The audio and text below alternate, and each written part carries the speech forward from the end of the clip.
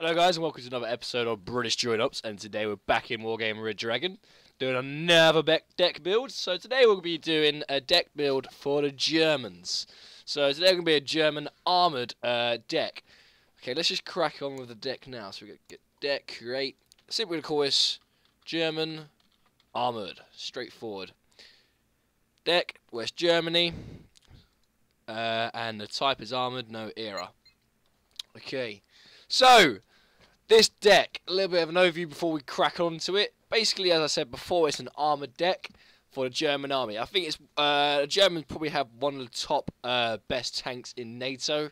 Then obviously, kind of a joint tie between Britain and Germany and America. Those three sort of countries had one of the top three top best tanks. So, but I personally think that German army have one of the best variety of tanks to have. Just the pure fact because the tanks are absolutely immense. So if you ever want to use this deck, probably use it for open maps, big grounds to attack upon. If you're going to be fighting mostly forest or small ground attacks maps, then it's probably not wise to use this deck. But it's still very, very useful for in most maps and areas. So let's first start off in the logistics. So first things first, we're going to go for, very simply, we're going to buy ourselves the German Jeep. Right, just the fact we want a CV to start from the beginning, start from the rear, and it's quite fast getting around, as you see there. It's quite small as well, so it can kind of hide.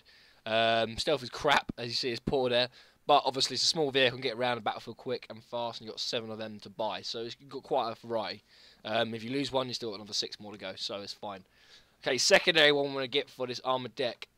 Depending on your personal opinion, guys, your choice here, a Leopard 1 or a Leopard 2. I personally like to go for a Leopard 2.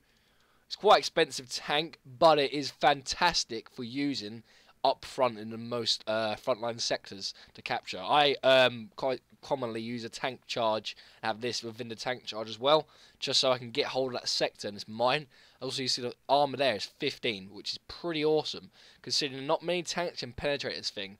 It's only a top expensive NATO tanks that can penetrate this bad boy, which is good for a CV unit, which is absolutely fantastic. So there goes our CV units. We've got our cheap Jeep, and we've got our beastly Leopard 2 armoured command vehicle, which is awesome.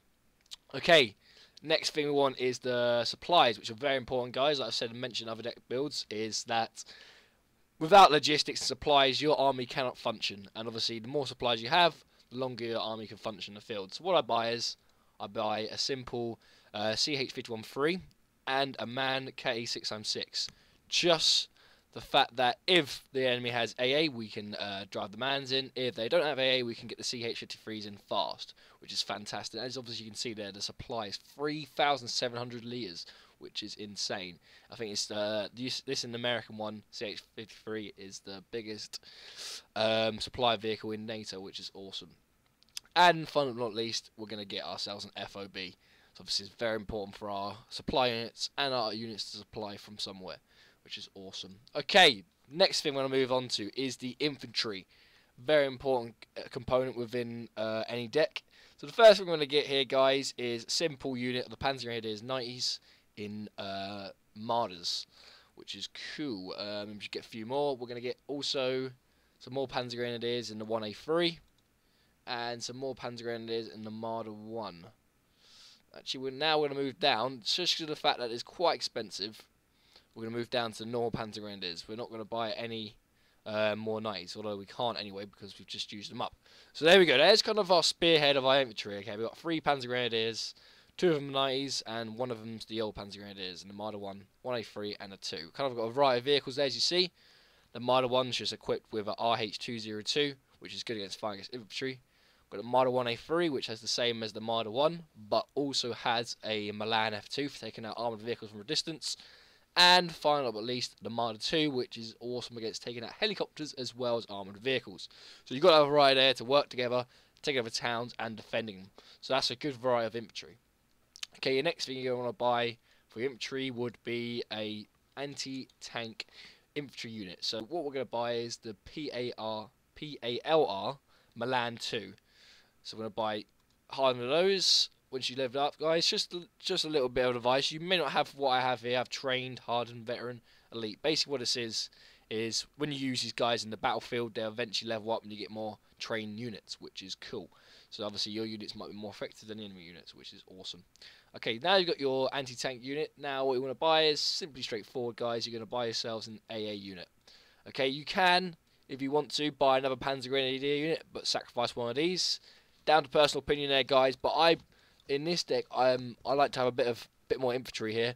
Just because of the fear fact there's not much infantry slots and not much support slots, but obviously have that capability of taking out air units and anti-tank with my infantry, which is good.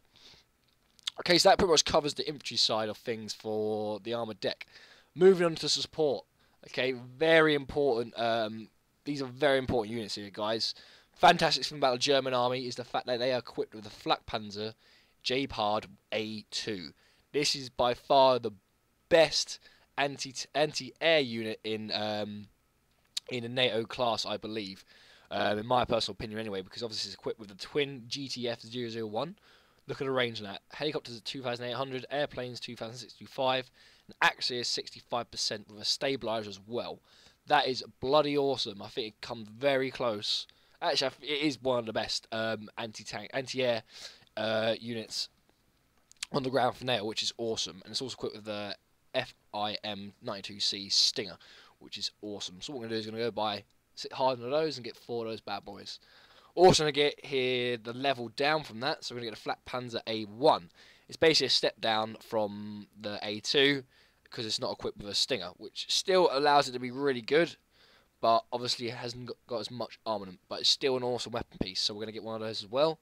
We're also going to buy ourselves an FRP Road 3, just to appear the fact that we now have got a radar missile guided AA unit, which can take out aircraft from a longer distance, which is 3,500. So Flak Panzers are pretty good at taking out both, and this is really awesome for taking out long distance aircraft from a distance before it gets into the AO. So we buy one of those as well. Last but not least, guys, you can go for maybe another AA unit possibly, or if you guys want to concentrate mainly on taking out AA targets, crack on and buy a few more, because there's a few more spots for the Flak Panzer, and you can buy another Roden 3. Now fill up these 2 slots here. But what I like to do for the armoured, for my armoured deck, I like to buy some artillery pieces. So I buy 2 of these. So I got 4 of these now in game. Reason why I like these, because obviously armoured units, I like to clear zones out before I move my tanks in. So let's say I'm moving on to a forest. First things first, I fire smoke off. Actually, no, I fire artillery shells off, high explosive rounds, into the tree line to try and damage as much units as I can. Once that's done, I immediately fire smoke rounds so my tanks are covered while crossing open ground. So artillery is very, very important to support your tanks and obviously other units such as the infantry and stuff whilst fighting in a battleground. So artillery is a very key factor within the armoured deck if you guys want to use it. Okay, so that's the support done. So we're going to move on now to the tank, the most biggest important part of this deck. So the first things first, straight up we're going to buy the best tanks, okay? So without a shadow of a doubt, we're going to buy a Leopard 205. Let's just have a look at this bad boy because it looks absolutely mean. Look at it. These vehicles are absolutely fantastic. If you see the vehicle, it's 70 kilometers per hour. The weapon system fires up to 227. Oh my god, I can't get my words out. 2,275 meters. The accuracy is 70. So basically, in this game, this tank won't miss. Not many tanks are above 60%. You see here, 65. Actually, Leopard. Yeah, pretty much. That is a really high accuracy tank. Stabilizer 65%. AP power is 23, meaning it can penetrate pretty much any tank on the battlefield. I think the most armoured tank in the game is the Challenger 2, which is 23 armour. So basically, this tank can penetrate any tank on the battlefield, which is cool. High explosive power is 3, suppression is 138, and the rate of fire is 9 rounds per minute, which is pretty awesome stuff. So basically, this tank will be firing every round about 9 seconds. It'll have a round to fire down the range, which is awesome. So you can buy a veteran one. You can get 2 veteran Leopard 2s. But what I like to do, sometimes I go for a 2. I might change every now and then, but most of the time, I won't lose my voice here. Most of the time, I like to use 1 and kind of sitting in tree lines and supporting the main attack. And obviously it has more accuracy, as you can see all there, dispersion on artillery shots, which is awesome. Okay, so now we've got one of those bad boys. Next we're going to move on to, guys, is going to get a Leopard 2A4. So these guys here. what we're going to buy here, we're going to buy 2 elites, okay? Now we have pretty much our spearhead of the entire tank, okay? These 3 tanks are the powerful tanks you're going to get, okay, within the German army. These tanks are bloody awesome, okay? These are going to be your guys sitting at the back of the line, moving in, which I can explain how it works in a minute. Once you buy that, guys, we're going to buy 2 of these as well. These are going to be, they're good, as you can see, they're within the top line of the Leopard tanks, still Leopard 2, which is awesome. But at the bottom of, they're the first creation of the Leopard 2 from the Leopard 1A5. So once we bought that, we're going to buy a Leopard 1A5. We're going to buy that in Elite as well. We're also going to buy Leopard 1A4. We're going to buy these in Elite. We're going to buy 2 of those. And then we're going to buy a very cheap unit. Either or, we're actually going to go for... which one's better? One with Browning. I personally think... I'm just thinking about this. Should I go for the MG3 or the Browning? It's a questionable debate. Accuracy over firepower. Actually, high explosive power. We're going to go for the one with a Browning machine gun, or the M48, we say. Personal opinion, guys, either or, whichever you want to pick. There's not much of a difference in these tanks, just the weapon system on top. So we're going to go for this one, just because it's more powerful. Okay, so there's our tank line. So basically these tanks here, from the Leopard 2A5 down to the Leopard 2, these are basically primary tanks that are going to sit at the rear behind the front line of the tank. So these tanks here will be basically your bullet magnets, right? Primarily, I'd say get from the bat. For what I normally primarily do, I buy 8 of these tanks here, the KPZs, and I basically put these at the front of the line. And behind that, I'll have like 4 Leopard 2s, or maybe 2 Leopard 2s and 1 Leopard 2A5. And basically, what's going to happen is these guys here are going to be your bullet magnets, and all the anti-tank rounds. Any unit that's seen these tanks are going to engage these tanks first, allowing your Leopard 2s to see those targets and take them out. Obviously, would you rather prefer to use 25 points than 170? It's a very effective way of winning battles in this game as well. So that's basically your tank lineup. So use these 4 tanks at the end here for basically your tank, kind of your bullet magnets. Well, actually, realistically, you only have this tank here, the KPZ M48 will be your bullet magnets. You've got 26 of those bad boys. All these tanks here will be the ones supporting them. Okay, so you've got your tank magnets, and then you've got all your lovely tanks there. Okay, awesome. Okay, next we're going to move on to is the Recon. Very straightforward, guys. Recon is very important. You cannot... No army cannot fight an enemy without eyes on. You need to be able to see where the enemy is, what the positions are, how it functions. So the first we're going to get is a simple Recon unit in a CH-53. So we're able to move our units around the battlefield and get them up close and personal. So we can get them at very far distances from the start. So we can get them right around the rear, possible and stuff like that. Next we want to get, guys, personally I like to go for a helicopter because it's got a higher and a longer view on optics, and obviously just get a wider overview of the battlefield. You could go for one of the vehicles, but to be fair, the Recon units in the Armoured Deck are not that good, so that's why I go for the helicopter, because the optics are very good, which is awesome. So there's your Recon, guys, for the Armoured Deck. So very important you guys use Recon when you're in the game, okay? It's going to basically allow you to get eyes on the enemy and figure out how you're going to attack the position. You can't just go in blind every time, or you're just going to get slaughtered. Because you could drive your tanks in there thinking, yeah, I'm going to do this, end up having 4 anti-tank lines, and you're going to get wrecked. Okay, guys? So just bear that in mind. Very important, Recon. Okay, next thing we're going to move on to is the vehicles. Okay, so... I don't tend to use a lot of these. Vehicles, personal self, I don't use vehicles a lot. There's not many to pick from the Germans anyway. So what I personally pick would be one of these bad boys. Don't know how to pronounce that. A Kanonjagdpanzer. I think that's right. Hope that is right. Pick one of those. I get myself a Weasel as well. These units I use to basically help out infantry in towns. I put a couple of them in towns. You've got quite a lot, so probably in each town I have like 4 units for whichever town I have. It's very good against fighting infantry. The armor's not good, as you can see, but if they're in a blob of them, they're going to take out a lot of infantry very nicely, which is good. Last but not least, we're going to get ourselves a Jaguar 2.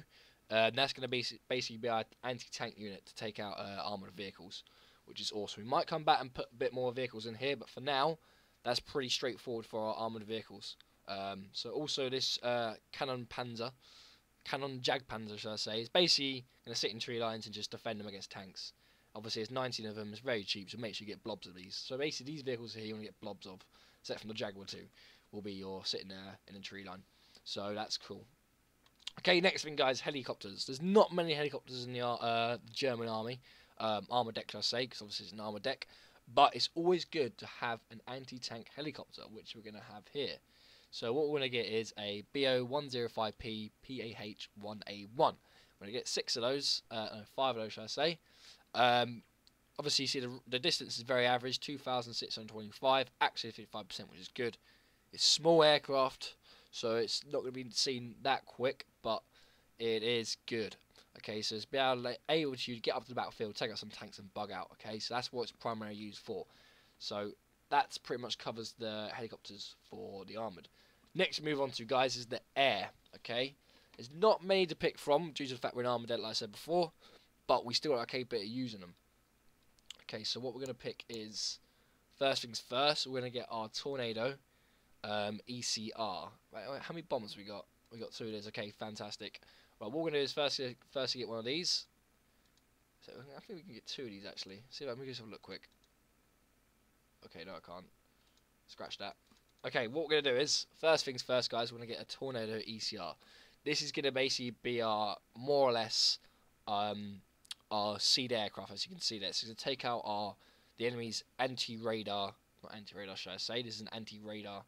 I don't know, what am I saying? I can't get my words out today. Flip a neck. Basically, this is an aircraft which has seed in it. Let me just read it out. So, anti-radiation missile will lock on the enemy radar and be guided on them. Okay, cool. So basically what it does is fire against enemy radar guided air defences. That's what I was trying to get out. So basically this is going to be able to fly over the battleground, clear out AA units to make room for our bombers, which is one of these. We're going to get ourselves a lovely Tornado IDS. We're going to get 2 of these bombers here. So now we have our seed aircraft, which clears the way. Our Tornado IDSs, which are basically going to bomb the targets we want to bomb. Next thing we want to move on to is an air superiority fighter, which is very important to cover these guys in the air. We're going to get ourselves an F-45 KWS. This is going to be our air superiority fighter for us. Also, the Tornado ECR can also engage aircraft, as you can see there. It has airplanes of 3,500 meters and helicopters 1,750, which is awesome.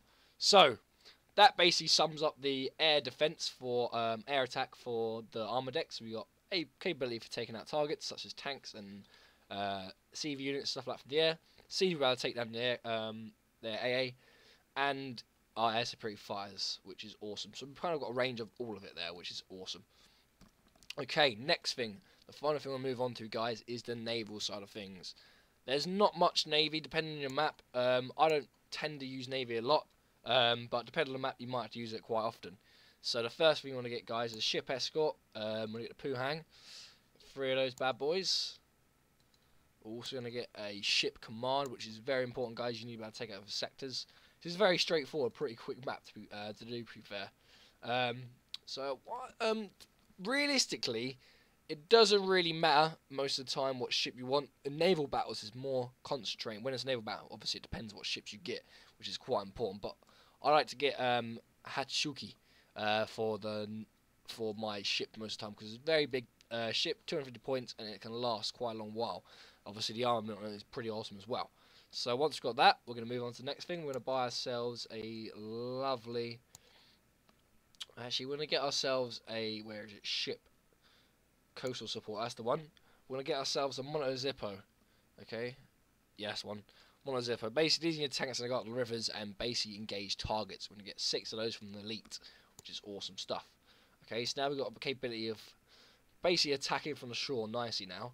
Next you want to get, guys, would be some infantry commandos. Okay, so what we're going to get is the Fallschirmjägers in the TPZ Fukas Milans.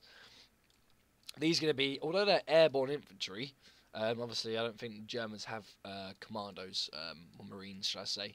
I don't think they do anyway. So we're going to get elite of those, 6 of those bad boys. These are going to be guys who are going to attack from the sea and take over sectors and take over towns, however you want to manipulate it on the ground. Obviously, they're stuck in Fallschirmjäger. You can buy 2 of those if you want to, but I like to have a variety here, so what I normally tend to do is buy myself an armoured and a tank, should I say, so that can kind of support them nicely. So we've got ourselves a lovely armoured attack, as well as infantry attack from the sea, well defended from these lovely ships here. So now we can able to take over different sectors around everywhere on the map, which is awesome.